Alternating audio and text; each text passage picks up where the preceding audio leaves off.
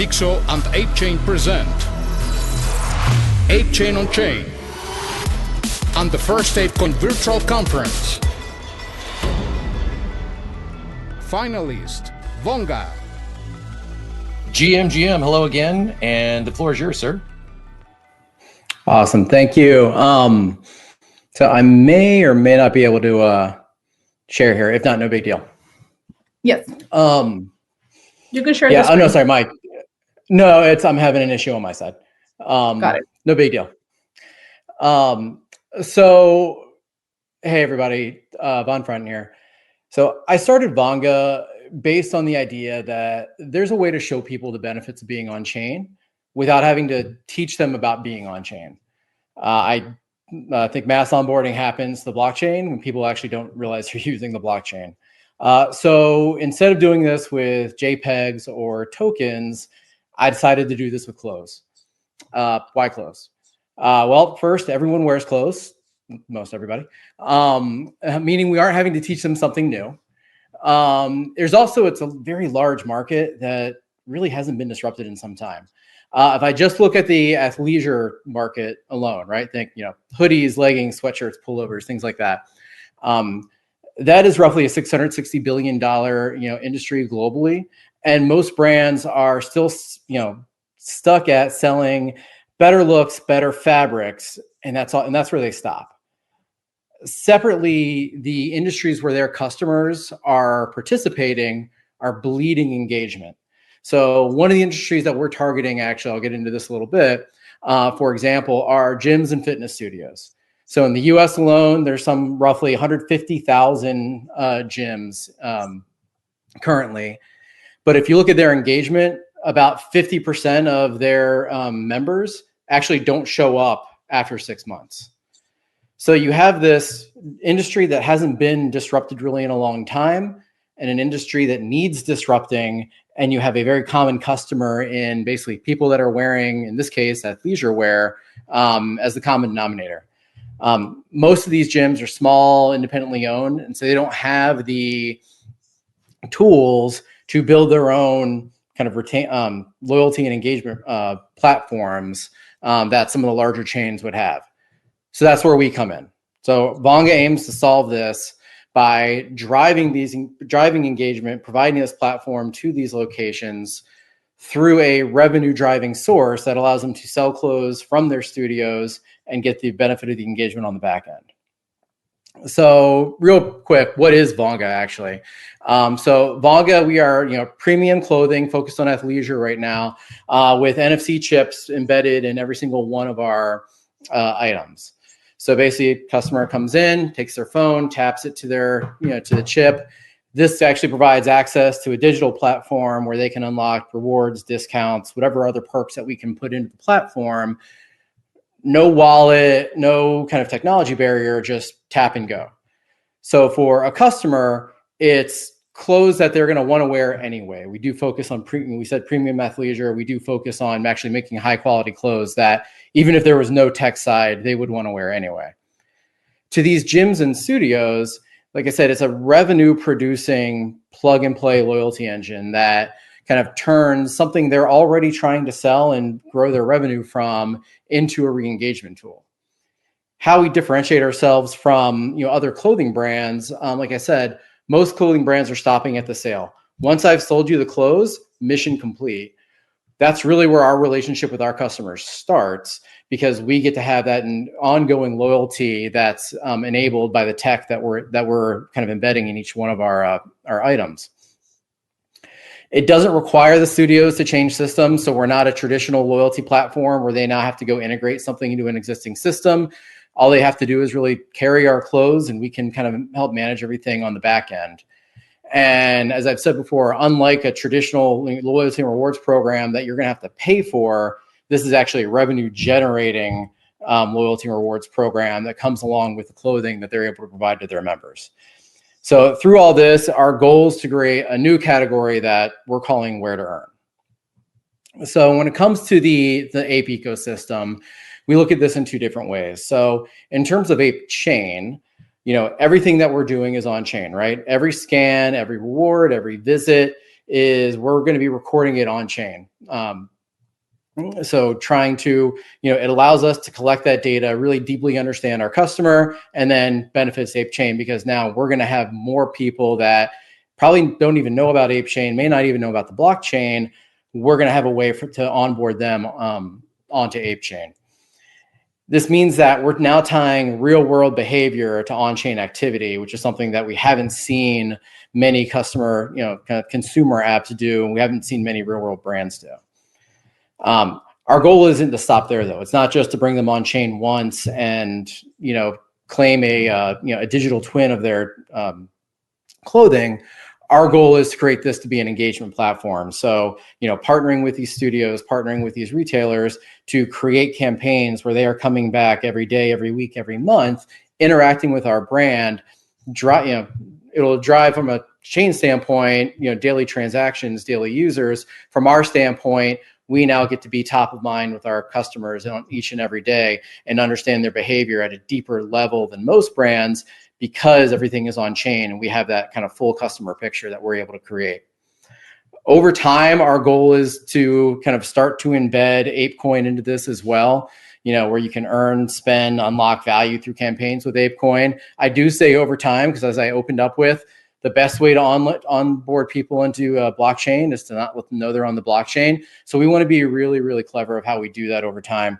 But we do see a path forward that does allow us to eventually start to feather this in and introduce them to the concept of being on chain. So we look at this, really, it's, call it a Trojan horse, call it a bridge, but really it's trying to turn close into this connection point between people and kind of an on-chain environment that allows ApeChain not just to be an online network, but a network that's in real life too. So I mentioned we're starting in fitness, but there are multiple use cases that we're exploring. Think, pro shops at golf courses, merch stores at sporting events or concerts, restaurants, or even just more traditional retail. Really any place where we can find an intersection of clothing being sold and a need for that business to drive deeper customer engagement. So we think there's going to be a lot of opportunities where we can find that intersection. We're not just building a clothing brand, right? We see this more as I'll call it a human-friendly on-ramp to the blockchain that isn't just on your computer, but it's in your closet, it's walking to your gym, it's on the street. So we are already moving. Our e-commerce platform is up. The first iteration of our tech is live, continues to evolve. We're right now on track with our fall selling season to be in at least 8 locations, hopefully more by the time the selling season's over, and expecting that to grow going into the spring. And, I'll end with, I mentioned that, we're building a bridge that seeks to connect real life behavior to on-chain value. So I'll close with asking, who's ready to cross that bridge with us? Look at the Shark Tank-like ending, judges. You read my mind.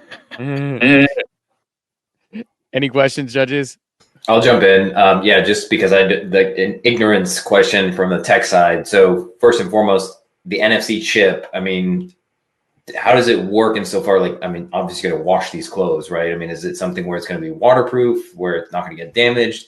Or is it just matter for that first time and then it's going to be connected to you somehow with the phone? So kind of was curious about that. And then if you already have suppliers and, how's the build out already coming along? Yeah, so we've worked with a couple of different chip manufacturers. They are waterproof. This shirt particularly has probably been washed, a dozen or so times. They're heat proof. We've actually tested them up to 800 degrees in like a screen printer just to double check. And those worked out just fine. So if anyone knows of a reason to heat clothes beyond 800 degrees, let me know. From a supplier standpoint, we're currently working with IYK from a chip manufacturer. We have talked to others as well, just from, I always like to have backups. But I said, we've worked with a couple of these manufacturers. And so I talk about the initial iteration of our tech. Right now, we're trying to leverage as much of the external platforms as we can, really to figure out what are the models that fit with the customer base that we're looking at. And so once that model is fit, then we'll make the decision of, do we continue to build on somebody else's platform? Do we go build our own platform? Depending on, how our needs match up with the capabilities of the vendors that we're using. Awesome. From a clothing standpoint, I work very closely with Clubhouse Archives and James Costa. For those of you who don't know James, he was the kind of mastermind behind the Ape Fest Lisbon merch as well. We have a network of suppliers. Actually, tariffs are not going to be a huge issue for us because our network is pretty global. In case anyone was wondering, I wonder every day. And so we're able to continue to source no matter what's happening in the macro environment. We're going to have the ability to source our clothing, source our chips, and get it into our customers.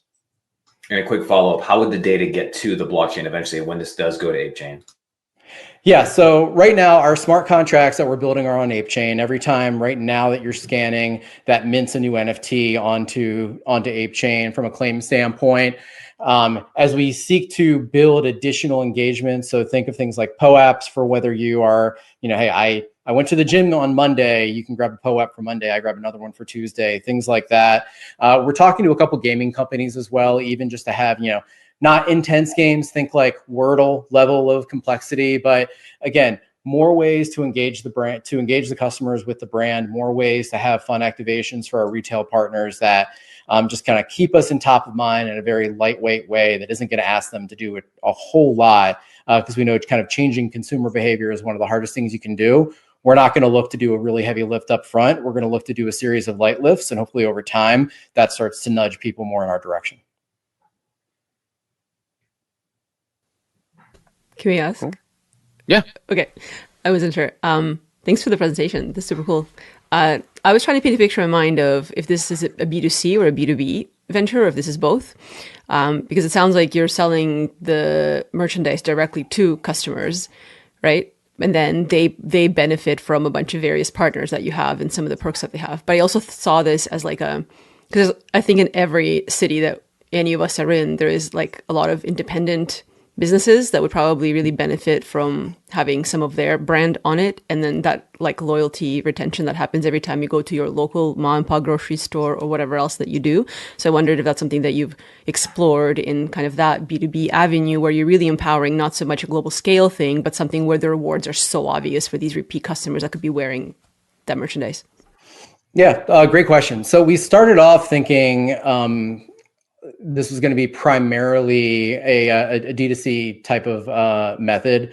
I think as we've gone through our own kind of evolution and finding product market fit, B2B is actually growing as a place where we're getting a lot of traction. So I talked about those 8 locations, right? It's not because of, any strong kind of, D2C campaign. It's really because they see the benefit of how they can leverage the apparel in their location and the tech that comes with it to drive their underlying business, right? Whether it's a fitness studio, a yoga studio, a gym, those are the areas that we've really started to hit some traction with early on.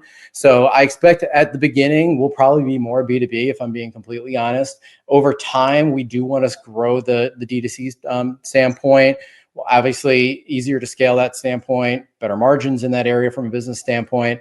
But we're not going strictly one way or the other. We're kind of letting the market come to us a little bit, understanding where we have that product market fit at this early on, and then we'll look to scale accordingly.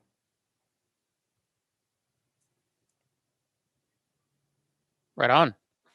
Yeah, well, my question was very similar to Art Illumin, so I wouldn't repeat myself. But I want to give you flowers. I love the bit about customer engagement and keeping that loyalty after people buy clothes. That I used to work in the fashion industry, and that just like straight up doesn't exist. And the idea of collecting POAPs, especially in like places like concerts, and the concept of super fans and building that out based on like the merch or the clothing that you wear is something I'm like super passionate about. So I just wanted to give you your flowers for that. Oh, thanks. Appreciate it. When you were presenting, I wrote down, usually people want discounts to buy clothing, but in your case, people get discounts for wearing the clothing. Yeah, well, we'll do a little of both. So there's some very traditional marketing campaigns, marketing tactics that we'll take as well. But yeah, we are trying to do something different that you don't really see in a lot of places, and that's one of the fun things that the blockchain allows us to do. That, to be honest, most other brands aren't taking advantage of. So I enjoy being small and scrappy and doing something a little different. Right on. Well, thanks, Von Frunten. Appreciate it. Always good hearing and talking. And even on the just, kind of tech didn't cooperate with you today, but you powered through and it was awesome. So appreciate you jumping in and giving a really cohesive pitch as well. You. So thank you, sir. Appreciate it. Thanks, everybody. Thanks for listening to Ape Chain on Chain. This project is powered by the ApeCoin DAO through AIP 572, bringing our community's valuable conversations on chain and also on traditional audio platforms. Rate this episode and/or leave feedback and earn Dixo rewards by visiting the Dixo on-chain platform.